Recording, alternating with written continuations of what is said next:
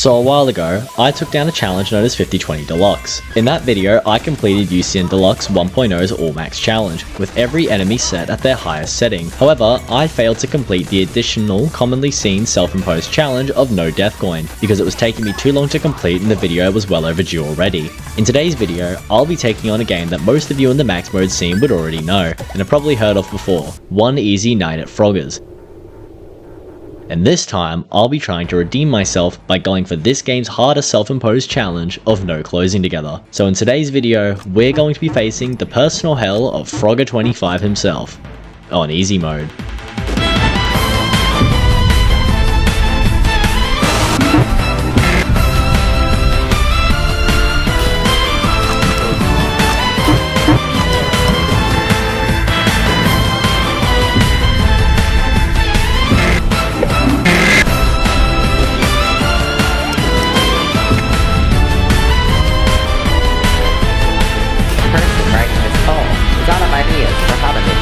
You may have survived Aiden more, but now there's evil. Hello again, it's me, Frogger25. You may notice my voice is careful.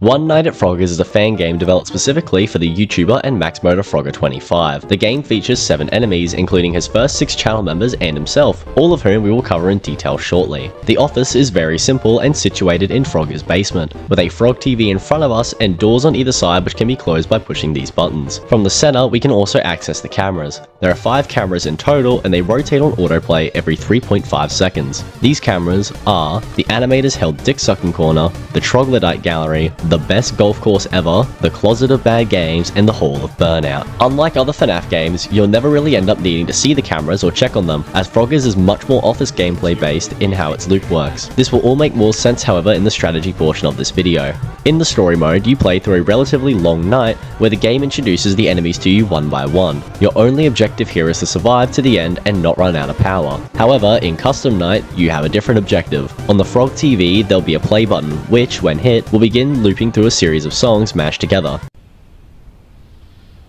This attraction is great! Once this collection finishes, the night will end. However, every time you open the cameras, the song will pause, and you'll manually have to resume playing it again. As a result, there's no fixed night length, only a fixed song length of 4 minutes 30. The songs included are Spider Dance, Sphere, and Beethoven Virus. With these basic mechanics out of the way, we can segue straight into the characters.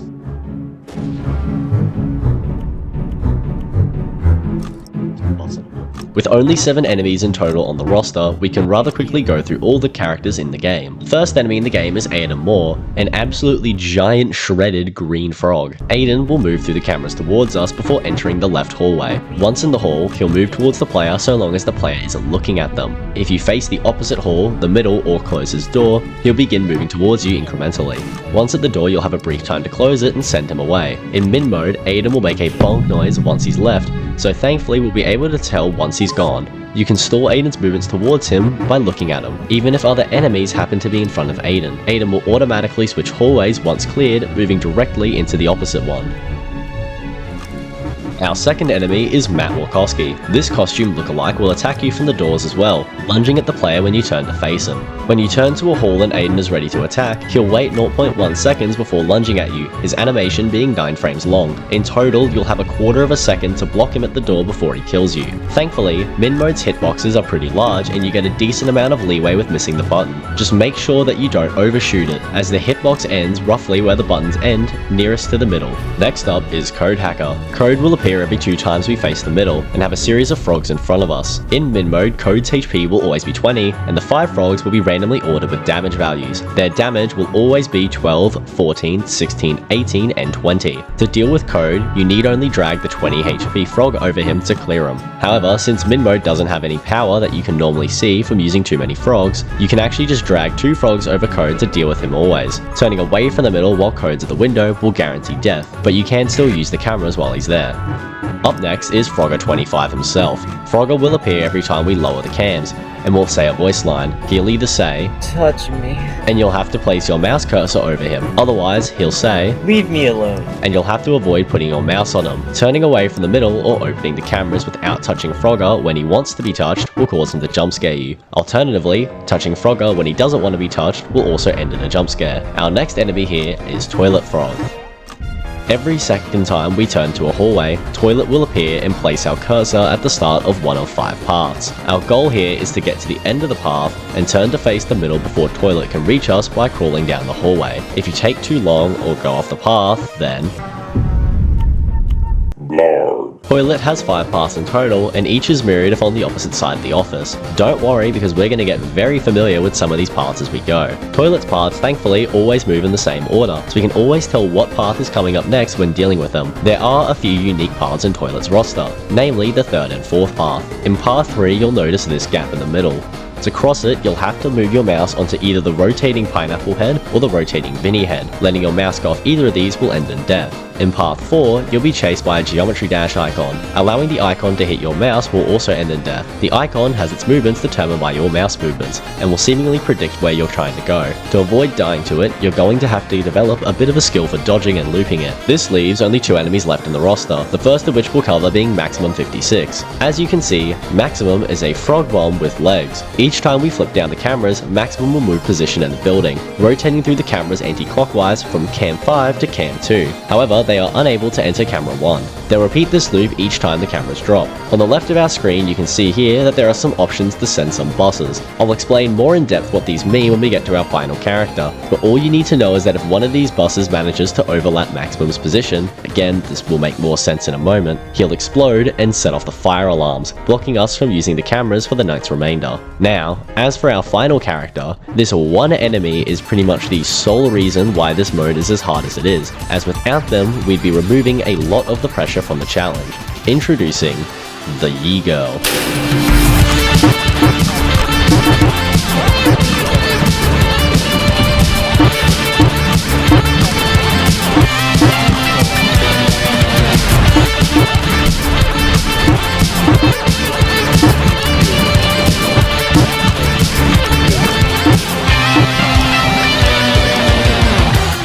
The YeGirl is the sole reason that this mode is so difficult to learn and has such an intricate cycle to follow. On paper, they seem really simple. They'll move through the cameras towards you and you use the buses on the left to keep them away. I should probably explain now exactly how the buses work. You have 5 buses that you can send to different places on the map, and to send them, we click on the desired bus to select it before clicking the checkmark to confirm. The time listed beside it is the number of seconds it will take for that bus to arrive at its location. Immediately, this presents us with a bit of a problem of knowing where and when to send buses, but thankfully we have a solution to this which we'll cover in the strategy portion. YeGirl is by far the most complicated character in the roster, and takes the most poor planning in order to deal with. Now, with all our enemies covered, we can segue right into the strategy section, since the way we play min mode is heavily dictated by the cycle that we're about to go over.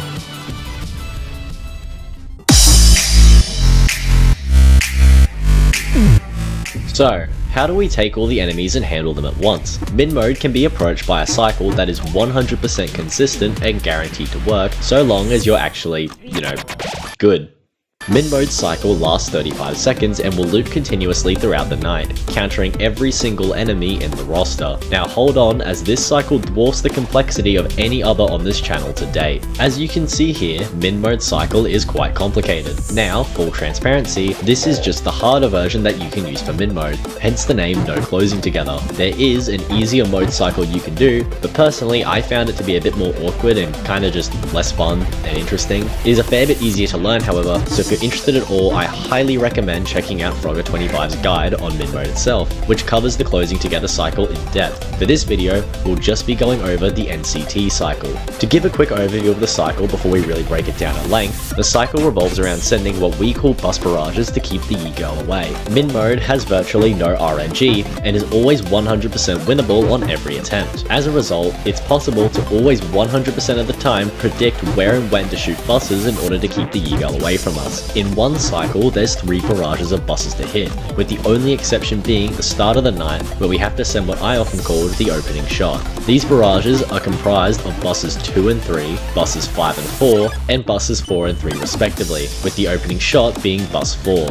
Our windows to hit the YeGirl are extremely precise, with the largest being 0.4 seconds and the narrowest being 0.2 seconds. Thankfully, however, min mode does grant the player a few extra milliseconds of leeway on either side of these timings, usually.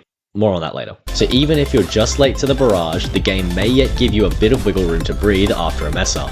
The rest of our cycle revolves around dealing with everyone else between hitting these barrages. Walking our cycle through from start to finish, it goes like this. At the start of the night, we're going to send the opening shot, bus 4, between 2.0 to 2.3 seconds. We only have to send this bus here at night start, and from now on we begin the cycle that loops for the entire night. We want to send bus 2 from 2.4 to 2.6 seconds, flip the camera, and then send bus 3 from 3.6 to 4 seconds. We flip during our barrage here in order to offset maximum, and prevent him from being hit by one of the buses. In other barrages, we'll wait until the end of the barrage to then do a maximum flip, but with how large the gap between bus 2 and bus 3 is, we can flip during our barrage instead here to save time. Afterwards, we're going to turn to the right. On the first cycle, we're going to deal with Matt Wachowski here, but on every other cycle, we're going to deal with Aiden. For this cycle, Matt will arrive on 7 seconds exactly, but simply having the door closed or even just the closing animation playing over this interval will instantly cause him to hit it and leave. After dealing with Matt, turn back to the middle and then to the right to do Toilet's first path. We're going to do this left path as fast as we want, since we need to be back at the middle in about 3 seconds to do the next barrage. You can time out how long you spent any path with Toilet by listening to the slap-like noise he makes when he takes a step towards you. Toilet will move 5 times before jump scaring us on his would-be 6th movement. For this path, we want to do it in at most 4 slaps or ideally less. After clearing the right toilet and returning to the middle, prepare to send bus barrage 2, with bus 5 going from 11.3 to 11.5 seconds, and bus 4 from 12.3 to 12.5 seconds. Then, once again, drop the cameras and do a flip for maximum. Code will have arrived after our turn back to the middle, and we need to quickly locate the 20 HP frog to deal with them. If you can't find the frog fast enough, just hit him with 2 random frogs since there is, no power drain mechanic to actually penalize you here. Once done with Code, turn left to catch Matt at the left door. Quickly close him off, then return to the center and turn left once again to do Toilet. For the remaining toilet paths during the cycle, we need to be careful of how much time we spend with Toilet. For this path, we need to do it in exactly 4 or 5 slaps. Aiden is currently behind Toilet in the hallway, even if we can't see him, but he is stalled by us facing the hall during Toilet's path. We will exploit this in order to buy us time so that he can't kill us early later. Once you clear Toilet's second path, return to the middle and flip up to hit bus barrage 3. For barrage 3, we send bus 4 anywhere from 19.5 to 19.8 seconds, and bus 3 anywhere from 19.9 to 20.1 seconds. Once more flip for maximum, then immediately turn to the left again. Aiden will be near ready to kill us by now, so we're going to need to be at his side ASAP to prevent that. In order to not let Aiden catch us later in the cycle, we need to clear him as close to the 25-second interval as possible. While predicting Aiden seems to be impossible since there's no way of knowing exactly how long he's going to take, over the game you're going to develop a bit of a freaky sense for just knowing how long you've spent stalling him and how long you'll need to wait with the door closed. After dealing with Aiden, turn to the middle, then to the right and do the third toilet path. For this path we need to take as long as possible, and so we time out the path to our maximum of 5 slaps. Next, return to the middle, flip twice for maximum to continue offsetting him from the path of our bosses, then once more deal with Code and turn right to clear Matt. To ensure we don't get killed by Matt on the next cycle, we need to time out carefully where we want him gone. We'll be aiming to clear him on a 32-second interval, so when the timer reads 31, begin turning and immediately close him off. After Matt, we return to the center again before returning right to do Toilet's fourth path. Once again, we must stall this one out as long as possible.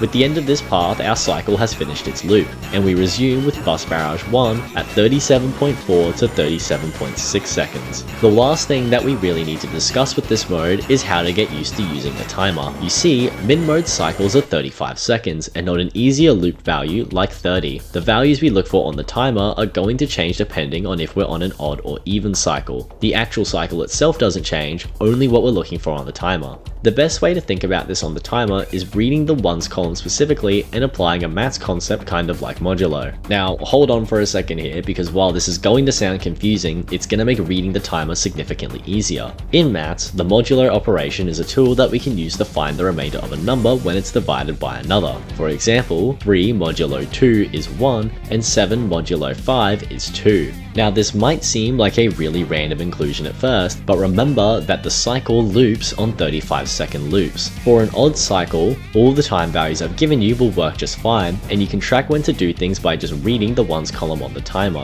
For example, we clear Aiden from the left door on an interval of 5 at his 25-second close, and we close off Matt at the right door on an interval of 2 for the 32-second close. However, when we come into an even cycle, these timings are going to change a bit, and so our modulo 5 idea is going to come into play here. This table here will show you all the potential values that we're going to need and their equivalents when operated on by modulo 5. A value of 7 becomes a value of 2, a value of 9 becomes a value of 4, and a value of 5 becomes a value of 0. We'll apply these changes into the timer when recalculating when to deal with enemies. So, for example, instead of closing the left door on a timer ending in 7, we're going to close it on a timer ending in 2 on an even cycle. Instead of closing Aiden at a timer ending in 5, we close him off at a timer ending in 0, and so forth. For any step in the min mode cycle, you really only need to know the ones time on the timer and the tenths value. The idea of shifting our numbers by modulo 5 is effectively how we can distinguish an even and odd cycle in min mode. If an odd cycle value was 7, it becomes 2 on an even cycle, and vice versa. With all this in mind, this more or less concludes everything you need to know about min mode, and as such, we can directly segue right into the fun part of this video, watching me suffer. And so, we once again begin back at the day 1 of grinding. My first day on min mode was unlike any other challenge you might have seen on this channel. In my other videos, my first day of grinding usually would consist of runs that made it into, or sometimes just to, the first minute of the night, and would highlight certain aspects of the game that I was good at and others where I really needed to improve. My first day on min mode was not like that. In fact, for the entirety of my first day, I couldn't even get past the first cycle of the night. You see, unlike any other max mode I've attempted before, min mode's difficulty doesn't come at you from being bombarded with keyboard chaos, constant threats, or a perpetual need to mentally note what enemies are active. Rather, min mode's difficulty comes from just how extremely precise it is. Sure, the night is scripted. Once that first learning curve is over, surely I would be okay. But man, on day 1, it felt impossible to even get to the third barrage of this first cycle, let alone hit it. I sank well over 2 hours on this first day and only managed to crawl past that point a handful of times, with every other attempt falling short somewhere along the way. The tight windows for bus barrages, the insanely narrow and precise timings of toilet parts, combined with the snap speed reaction for Code and Frogger, were all just completely overwhelming in a way that was unlike anything else I'd experienced before. I managed to set a record at a measly 52 seconds, and right away, I could just feel how much harder this completion was going to be should I ever make it that far. This persisted into day 2, where despite another 40 minutes of runs, I only pushed the record out to a small 106, a marginal improvement compared to the lightning pace I had opened with during my Deluxe 1.0 grind in the last video. The precision of min mode was truly something that the feeble Opossum mind could not yet seem to grasp, and it would take only a moment's hesitation or slip up to completely throw any attempt.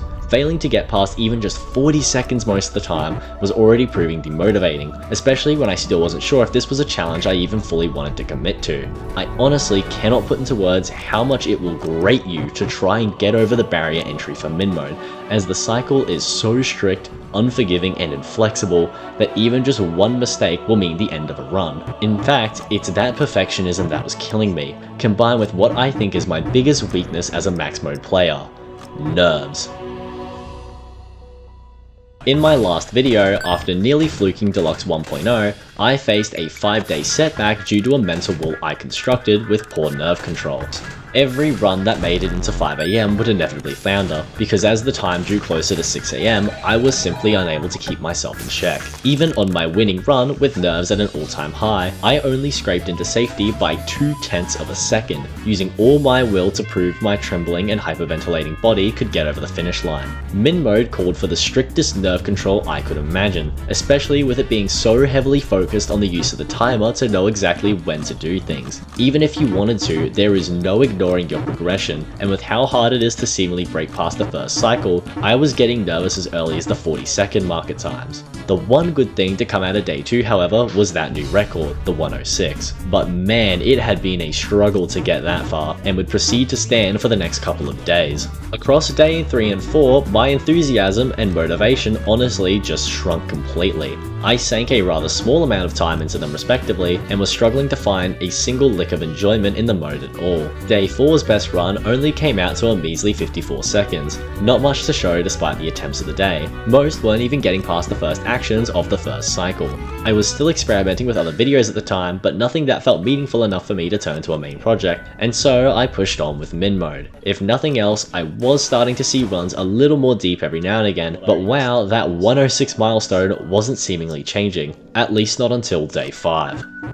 Pressing onwards, day 5 saw a surge in my motivation to play. Finally, with some proper free time on my hands and the focus of playing min-mode set, I set in to finally tackle the challenge and make meaningful progress. Over the day, I dropped well over an hour into the grind, ultimately finally breaking the wall by about 10 seconds. The jump was once more a bit demotivating. Despite all my efforts, I just couldn't get past the start of the night, and the 2 times I did, with both the record 116 and later a 115 run, I would just get nervous and sell over literally nothing. The only thing on my side at this point was the fact that historically, cycle-based modes were things I found much easier compared to modes based in reaction, and min mode is one of the most cycle-based modes out there. Ideally, mastery over the first 2 cycles could lead to a gnarly fluke down the line, or at least jumps in progress, but I was struggling to even see that becoming an eventuality. Ultimately, I resigned myself for the day, accepting that the prime had passed with the 116, and I would need to return later in hopes of jumping deeper into the night.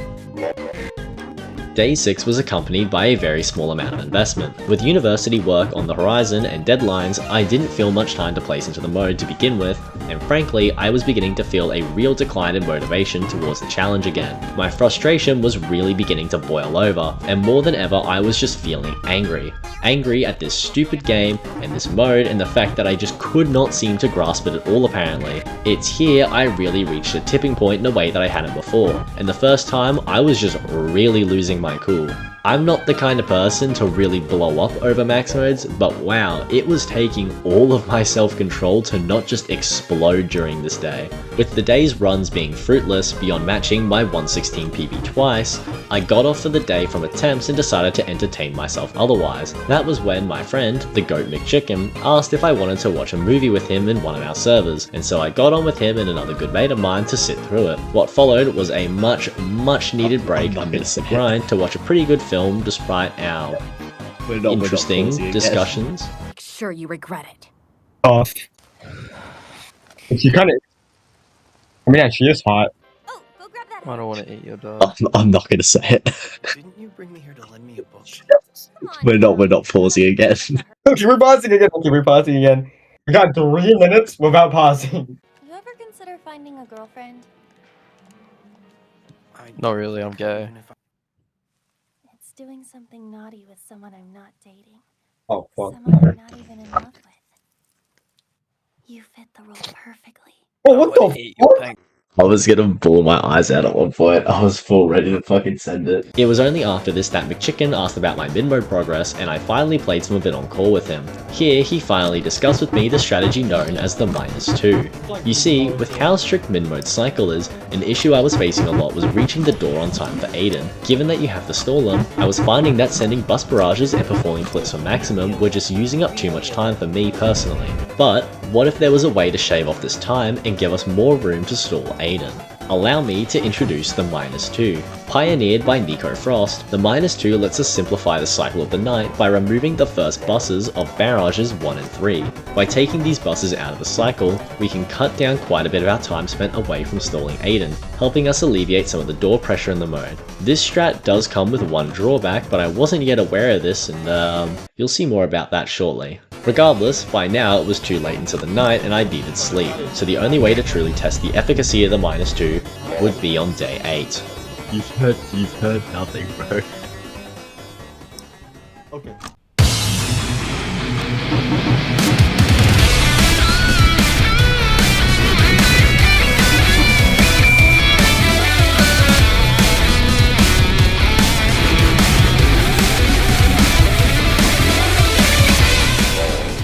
If I had any doubts about using the -2, they were well and truly out the window after this. Progress to progress. I guess the -2 does make a pretty big difference, because I'm finding it way easier to hit that code interval using the -2.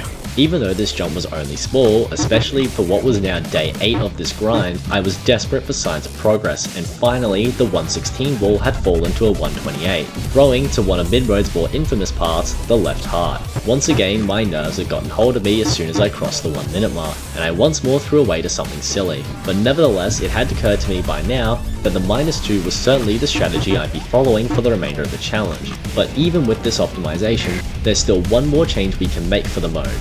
You see, not too long ago, at the time of writing, the incredibly goated max moder Sylvia the Sylveon managed to complete mid-mode no closing together, and upon rewatching the completion, I noticed something that stuck out as odd to me. You see, after every barrage we do a flip to offset maximum, and once more later in the cycle we flip twice continually to move him out of the way of bosses. However, Sylvia wasn't doing this. Rather, she was only flipping twice on the first barrage and then never again on the cycle, nor was she doing those extra flips for maximum. This caught me by surprise, as by now, I was under the impression that the only way to clear the night was using the 2-flip system for maximum. And so I decided to try experimenting with this new cycle that Sylvia seemed to have implemented in her completion, and my god, did it make a difference. The amount of time granted by using this cycle to deal with Toilet was a game changer, and I was finding that door pressure from Aiden was becoming massively alleviated. Not only that, but my runs were beginning to push deeper, although I was now facing a new issue more than ever, missing bosses.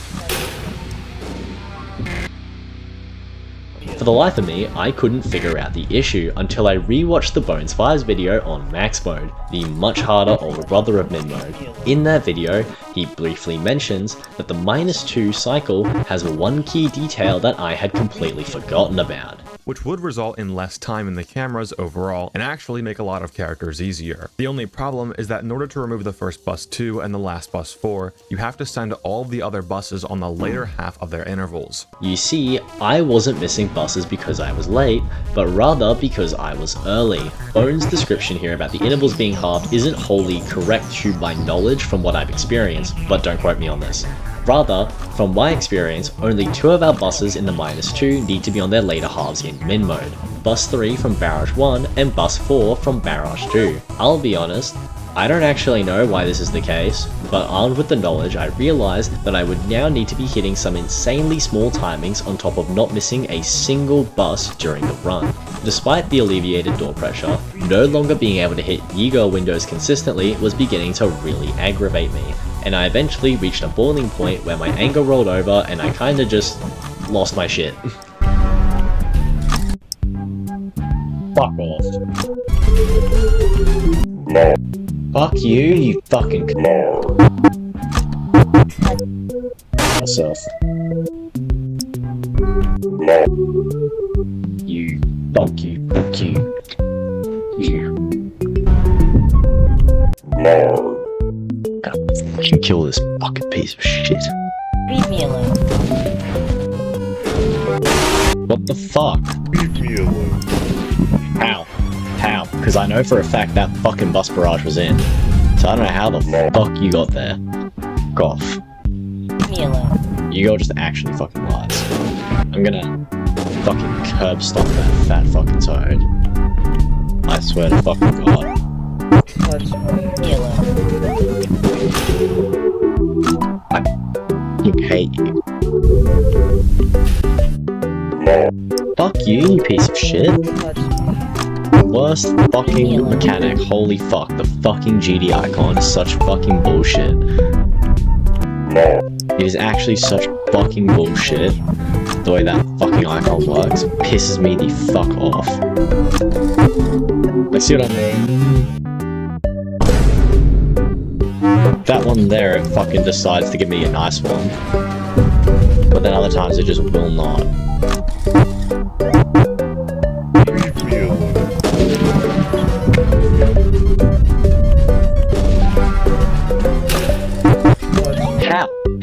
How? Fuck off. Fuck off. I know for a fucking fact that shit was not in. Go fuck yourself. You can sit there with a straight fucking face and tell me that shit was on the fucking first half of her interval, I'm gonna tell you that is bull fucking shit. Leave me alone. Fuck me. Fuck you, piece of shit.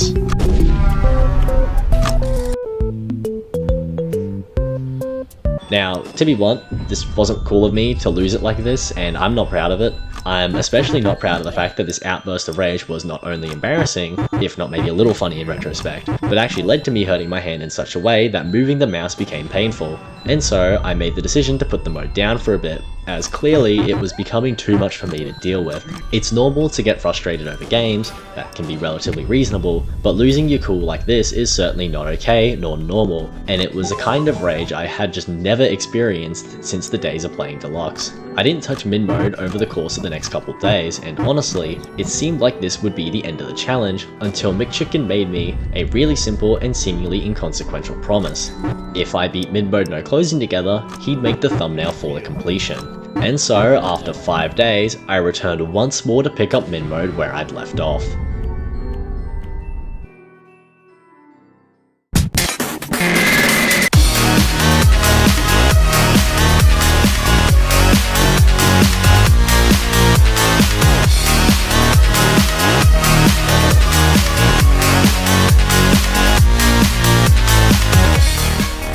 Day 9 came with a fresh wave of energy, and over the course of the 2 hours I played, I would finally push into motions the gears of min mode. I scored a 125 rather early, and finally by now the 7-day long PB would finally fall.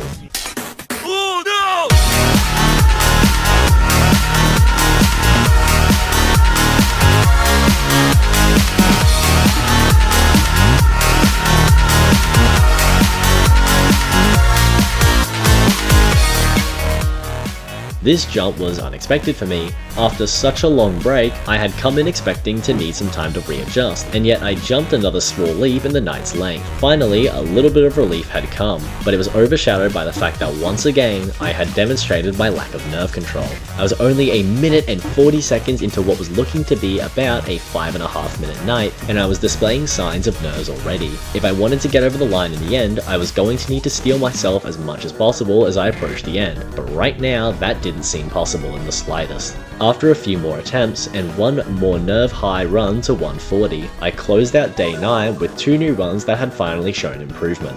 Normally, when I get new records, it takes me a few days to match them once more as I build up consistency after a fluke. This is pretty commonplace among max moders, and more consistency is usually better compared to having a series of random flukes. However, these next few days were absolutely nothing like that, and frankly, nothing could have prepared me for the absolute death march of progress that I was about to make. Over these next few days, I went on a rampage. And finally, after all this time and grinding, the cycle for min mode seemed to just click in my mind, and I began to move without thinking.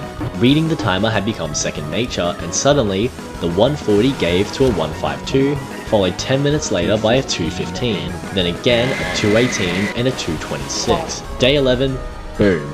A 238 straight out of the gate on my first run, which left me shaking with adrenaline. It was my first time even making it to the final song of the night, and my first time encountering Redacted, the final challenge min mode throws at us to slow down progress. Redacted plays on your nerve control very well, as while they don't influence the gameplay at all, they add visual changes and a lot of extra noise through both their alarm and Frogger's phone calls playing over the night's normal sounds. To have even heard the final song left me buzzing with nervousness and adrenaline, and with shaky hands I continued to press on, but didn't find any new records here. Day 12, however, saw what was possibly the biggest leap in my progress yet. Pretty quickly, I made it back to a 238, dying to the dreaded left path 3. Not long after that, I hit a ginormous fluke all the way out to 340, seemingly out of nowhere, and then finally cemented the day's progress with a massive fluke. Careful with your mouth when you look at the door. It's not even he touch me.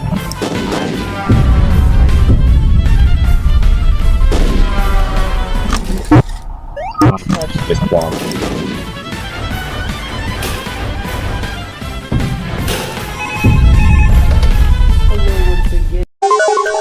Oh, 4 minutes. Oh my god.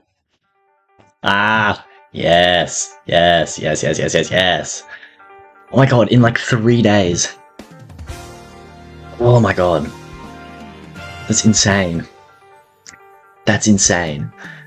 Do do do do do do do. It actually helps because the music kind of slaps. The music is a bob. In just 3 days of playing, I managed to achieve what over a week of grinding wasn't able to. However, this may not have come as a surprise after all, seeing as min mode is scripted. All it takes is for that cycle to finally click, and you shouldn't really find new progress all that hard to achieve. You shouldn't. After all, 15 hours by now of training myself on this mode, everything had finally been set into place, and now I was looking to potentially beating the mode within a day or two. However, that thought introduced back into the mix the one thing I had failed to counter all this time, and the one factor that always seemed to kill me and my attempts and my momentum when diving into the final death rows of a max mode. Nerves.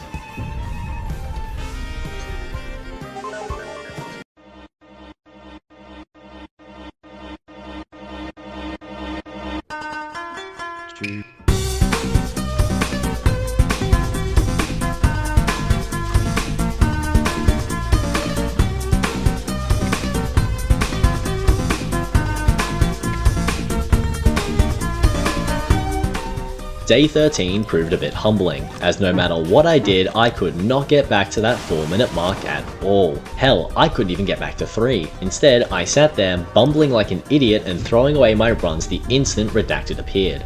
Why? Nerves. Every time I made it past 2 minutes, the thought hit my brain.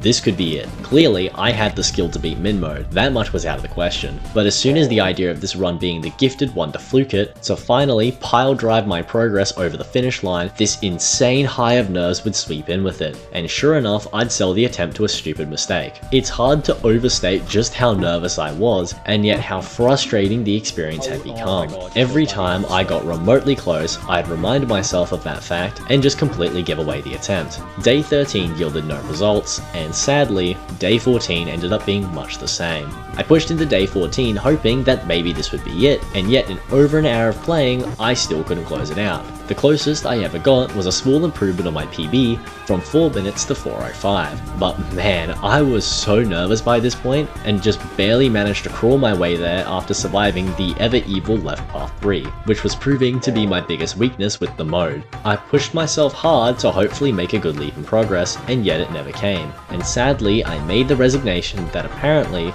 today just wouldn't be my day. Day 15 started the same as its predecessors, runs but no progress, and the few that went far would be thrown under the same nervous pretense as always. In fact, it was shaping up to be another remarkable day of no progress, and a sense of dread was beginning to settle over me. Nerves were my biggest killer, and if I couldn't get over them and finally push myself towards the end, then this challenge just may not be possible with me, not with the precision it demands anyways. It wasn't until later that night that something actually remarkable happened. A few friends and I ended up on a group call together on my phone, and so to idly do something while talking, I booted up min mode once more and began running attempts. It took me a while to refocus, both from it being late, me being tired, but also from the general chit chat with friends. However, I finally recentered myself and hit my stride.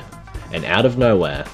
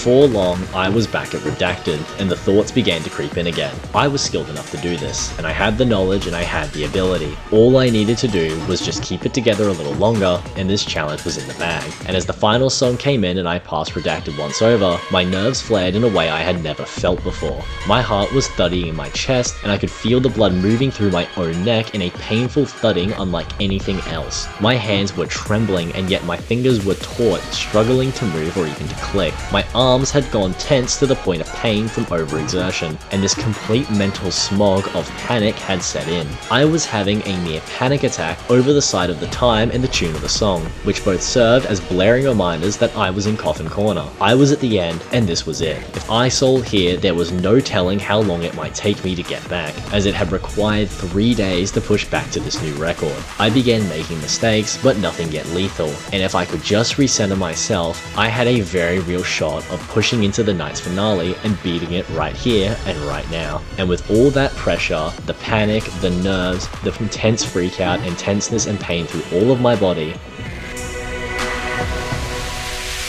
I cracked and gave it away the toilet.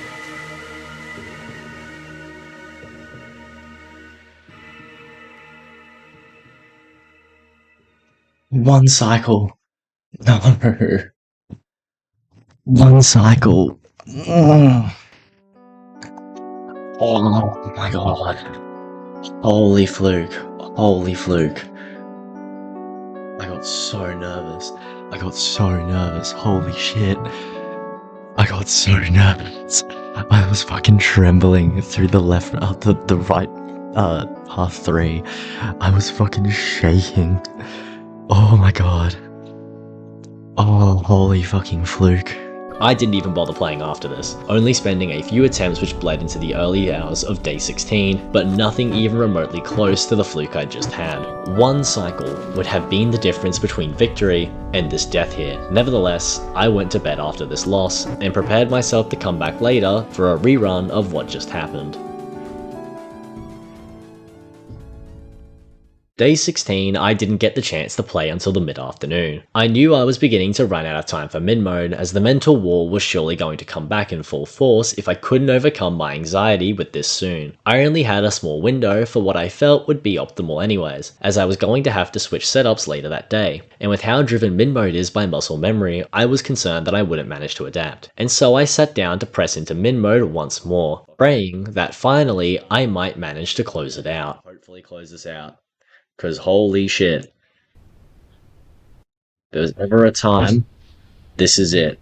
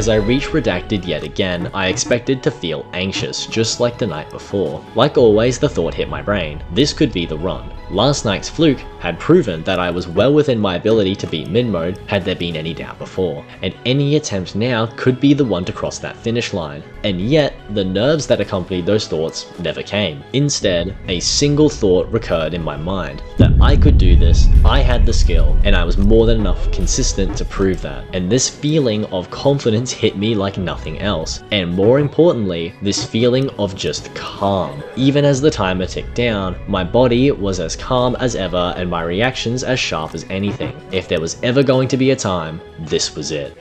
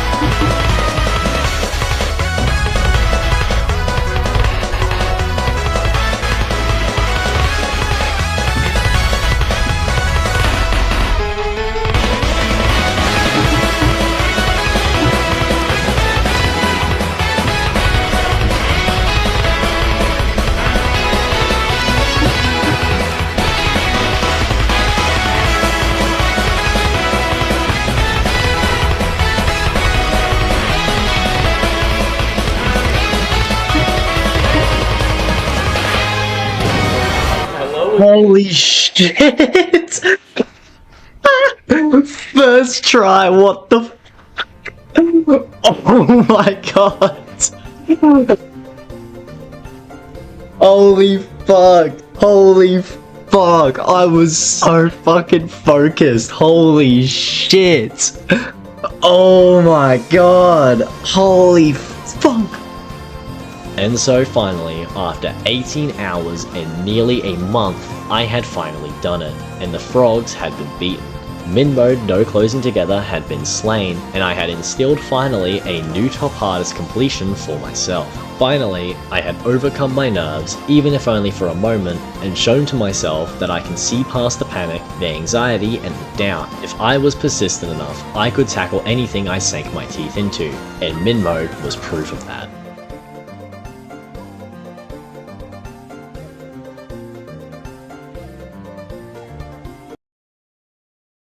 Thank you so much for watching. Now this video, it's a little late, I'm not gonna lie. This video script was written about, I think it's 3 months now. I think it's been 3 months since I beat No Closing Together. I beat it then, I've re-beaten it like 10 times. I even re-beat it on the day that I beat it, which is pretty unheard of for me, considering I've never re-beat things like, you know, 50/20 Deluxe. I mean, there's NDC, I've since done No Death Coin. It's been that long, but I haven't actually beat Base Deluxe again. This video was very different to make. My progress and my motivation has really come and gone a lot. There's been times where I sit down and I power through a section because I don't record and edit all at once. In fact, to give an idea, this part, so these conclusions that are unscripted, from the cycle guide to here was recorded in one session. The introduction and the character breakdown was recorded in another session about a month ago. All the footage is still sitting around on my hard drive, it's not going anywhere. And I've got a document with all my PBs so I can find them again. But this is the longest I've gone where I've had something and not made the video. Just so much stuff got in the way. I had a round of uni assignments towards the end of when I beat min mode. So that offset some of the writing time, and then I started recording, got about halfway through and realized that the voiceover sounded really bad and I didn't know what was wrong. So I had to sideline all those files, re-record it, didn't have time to finish that recording session, and then before I really got around to doing it, I got hit with a wave of work and then got smashed with my semester final exams, which just completely killed progress for like 3 weeks. And then I got out of that and then was busy with work and just kind of tired and didn't get around to finishing the video until now. A lot of what's said in this is not inherently outdated, but it just doesn't quite fit with the context. Like, min mode has been supplanted as my top hardest by other modes now, so it's kinda a little sad, and it's the only time where I've been working on a video and I'm already working on the next one gameplay wise. Like, I've already picked up my next challenge that you will most likely see as a main video, assuming that I finish that. I am not 100% committed, but I've already built up to a 145. It was pretty bad, but at least it's a time record. So there is a chance that what I'm playing now will be the next video on the main channel. In the meantime, I'm hoping to do some intermission videos. I haven't done them since the HE Uncapped days. It might be Headspace related. I don't think it will. It may be FNAF related. I put a poll up and the opinion was just to keep doing FNAF. It's just kind of a shame. I have other games that I play, other things I have interests in, so I wouldn't mind doing challenges or difficult runs on those. I thought about doing something like Halo Lasso, or just even a Halo 2 Legendary run. I've been recording my rebeat if I decide to use it, but that doesn't seem likely. Otherwise, I did think about doing Halo 1 Deathless on Legendary, which, if you know anything about the library, that's probably not going to happen for a long time. But it's an option. Nevertheless, I'm still glad that I'm like, as of recording this, the video's not done, but it's a long way off finished, but I'm at least glad that it's recorded and that I'm in a position to finish it. I'm hoping that it won't take me like more than a week. I might try and plow through some today, and then there's a bit of work I've got on, so I will probably edit on those days. I don't know if I'll play my next challenge. I'm trying to be consistent with my playtime, seeing as I'm on my uni break. I feel like if I'm going to beat something quite hard, now's probably the time.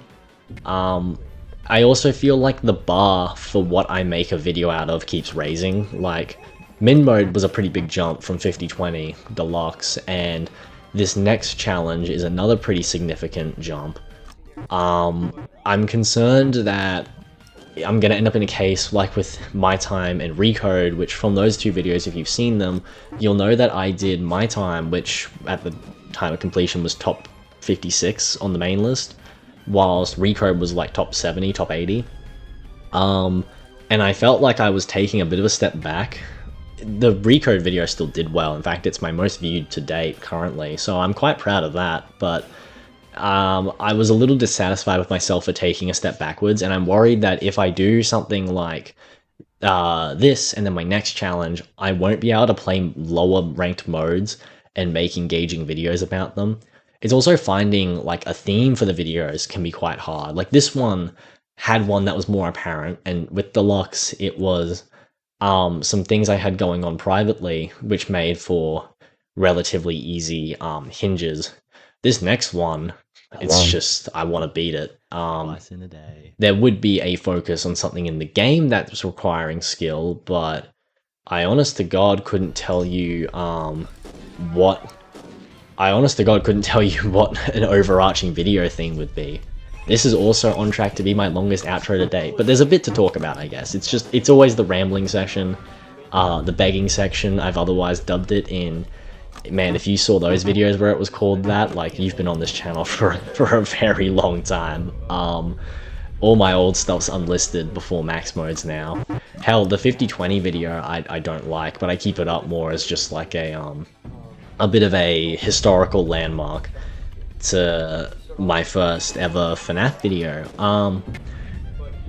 all said and done, thank you again for watching. It's the part where I say like and subscribe and shit. I never plug it during the video. I probably should. It would probably maybe help get people to do it, but I might just make it a visual thing on screen. I don't feel the need to, like, I never write it into the script. I'll try it with the next one somewhere to put it in naturally, but I don't know. I never think to do it when I'm writing. That being said, thank you again for watching. Like, subscribe type shit. Hype if you're on mobile. I know that's a thing. I don't know what it does. I just know that it's a thing, and apparently it helps. So if you're gonna do it, that'd be cool. And if you've hung around this long, you're pretty awesome. I also just want to say massive, massive, massive thank you to Squishy for making a really epic thumbnail for this video. I'm so excited to finally get to use it because it looks gorgeous. I'm in love with it. And also McChicken for making an absolutely beautiful thumbnail for the completion. Yeah, this video has been a bit of a journey to get out, and it's still going to be with editing, but recording's my least favorite part, and I'm glad that it's my least favorite until these rambles anyway. These rambles can be kind of fun off script. So I'm glad that it's getting there. And yeah, it's been a bit of a journey. There's still a bit to go, but the editing, the montages, I'm quite excited for. I always look forward to them. And I still have to pick a video title. So God help me. I'll see you in the next one, whenever that is. Hopefully it's a bit sooner. Maybe expect an intermission. I might do something in the meantime just to shake things up. I have some games I might play, but I don't know what I'd write about them. With that being said, I will finally hit the stop button. And yes, thanks for watching. Holy shit.